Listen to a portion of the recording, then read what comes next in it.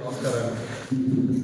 ముఖ్యంగా తెలుగు శక్తి అనకాపల్లిలో press meet ఏర్పాటు చేయడం ముఖ్య ఉద్దేశం ఇవాళ ఎలాగుందంటే జగన్మోహన్ రెడ్డి గారు పుచ్చకాయలో అంటే భుజాలు కడుక్కునే విధంగా రెడ్ బుక్ అని చెప్పి పదే మాట్లాడుతున్నారు. ఇవాళ రెడ్ బుక్ అనేది ఎవరైతే తప్పులు చేశారో, ఎవరైతే ప్రజల హక్కులు కాలు రాశారో అలాంటి వాళ్ళ పేరు రెడ్ బుక్లో ఎక్కించారు. నాడు చెప్పారు, నేడు లోకేష్ గారు అంటున్నారు తప్ప అలాంటి వాళ్ళు శిక్షిస్తా అని చెప్పి అంటున్నారు తప్ప ఇదేమీ రాజారెడ్డి రాజ్యాంగంగా మనం చేస్తున్నారు. ఇవాళ జగన్మోహన్ రెడ్డి గారు ముఖ్యమంత్రి ఉన్న టైంలో ప్రజల్ని అన్ని జిల్లాల్లోనే ప్రజల్ని పీడించారు. ఎవరైనా వాట్సాప్లో పోస్ట్ ఫార్వర్డ్ చేస్తేనే అరెస్ట్ చేశారు. మరి ఈవేళ అన్నీ మర్చిపోయినట్టు ఏదో ఢిల్లీలో వెళ్ళి రాష్ట్రంలో అరాచకాలు జరిగిపోతున్నాయి, చాలా విధ్వంసం జరిగిపోతుందని చెప్పి ఒక ఫోటో ఎగ్జిబిషన్ పేరుతో హై డ్రామా అనేది మనం చేస్తున్నాం. పోనీ ఆ ఎగ్జిబిషన్కి ప్రధాన పక్ష పార్టీ కేంద్రంలో కాంగ్రెస్ పార్టీ వచ్చింది అడిగితే దానికి ఏదో చంద్రబాబు నాయుడుతో కుమ్మక్కారని చెప్పి తప్పుడు మాట్లాడుతున్నాను.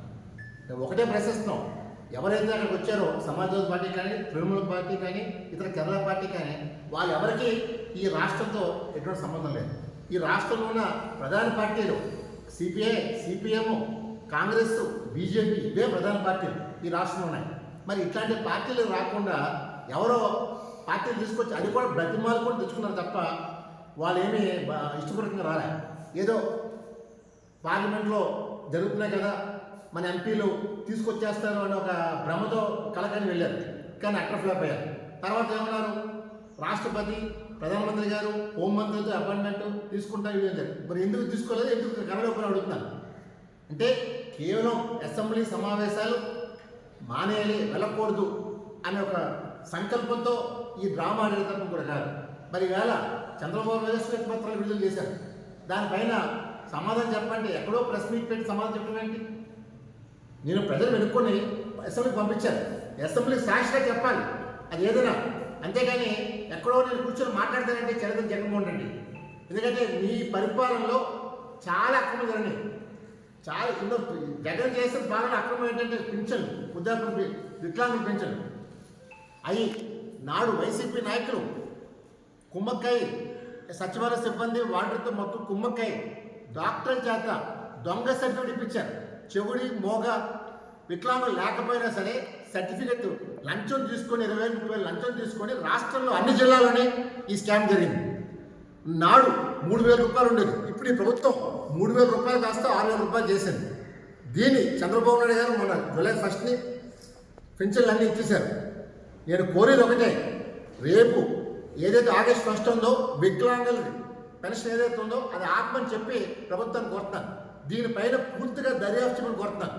ఎందుకంటే మనం నిజమైన వికలాంగులకి అందించాలి తప్ప ఇలాగ తప్పుడు దావతో వచ్చిన ఎవరైతే డాక్టర్లు ఇచ్చారో ఆ డాక్టర్లు కూడా సస్పెండ్ చేయాలి.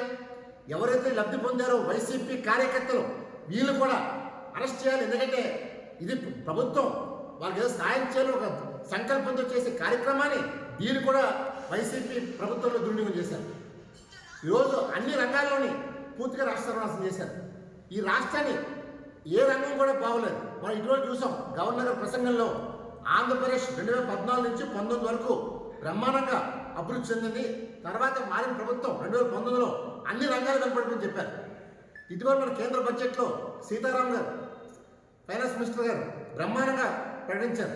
దీన్ని కూడా ఈ వైసీపీ నాయకులు జీర్ణించుకోలేకపోతున్నారు. ఇవాళ మేము కోరేది ఒకటే, ఆంధ్రప్రదేశ్ని రాష్ట్రాన్ని ముందడుగు తీసుకెళ్లాలని చెప్పి సంకల్పంతో చంద్రబాబు గారు పాటుపడుతున్నారు. అందరినీ నేను ప్రజాసేవకుని అన్నంతప్పుడు రాజుని కాదు. మనం చూసాం గత ప్రభుత్వంలో ముఖ్యమంత్రి వస్తుంటే చెట్లు నరికేయటం, స్కూళ్ళు మూసేయటం, షాపులు మూసేయటం, ఎంత అరాచకాలు చేస్తారో మనం చూసాం. ఈవేళ మేమేమి అరాచకాలు చేయలేదు.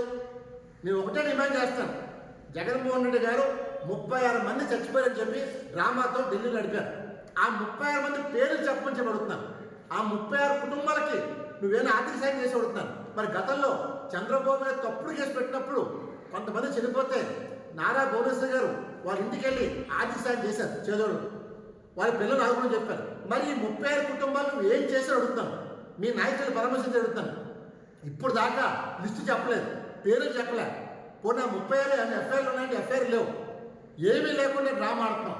రాష్ట్ర ఆర్థిక పరిస్థితి పూర్తిగా తారుమారు చేసి ఈవేళ ఆంధ్రప్రదేశ్ని అధ్వంసం చేసావు. ఒక ఉద్యోగం ఉపాధి కల్పించలేదు. ఏ రంగంలో బాగా చేసి అడుగుతాను. మాట్లాడితే నా ఎస్సీ, నా ఎస్టీ, నా బీసీ, నా మైనార్టీ అన్నావు. అన్ని వర్గాన్ని ముంచేసావు. నువ్వు చేసిన అరాచకాలు అంతైందా కాదు.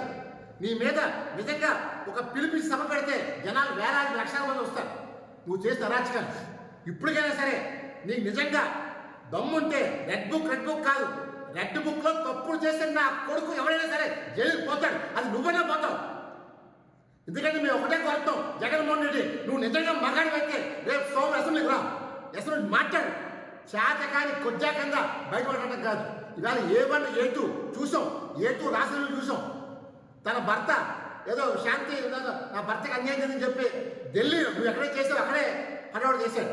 ఇవాళ ఆంధ్రప్రదేశ్ రాష్ట్ర పరువు ఈ A1 A2 బజార్కి ఇచ్చేశారు. అంత నేను ఒకటే కొడుతున్నాను, ఈ 36 మంది పేర్లు జగన్మోహన్ రెడ్డి కానీ సోమవారం లోపల చెప్పకపోతే రాష్ట్ర ప్రభుత్వం ఇమ్మీడియట్గా కేసు కట్టి జగన్ అరెస్ట్ డిమాండ్ చేస్తాను. ఎందుకంటే ఈ వల్ల పెట్టుబడిదారులు రావడం భయపడి చేస్తారు. ఇదే సిచ్యువేషన్లో ఉంటే ఆంధ్రప్రదేశ్ ఎవరు వస్తారు అడుగుతాను. అంత నేను కోరిక ఒకటే, ముఖ్యమంత్రి కానీ జగన్మోహన్ రెడ్డి కానీ 36 పేర్లు కానీ చెప్పని పక్షంలో సోమవారం నాడు ఆయన మీద కేసు పెట్టి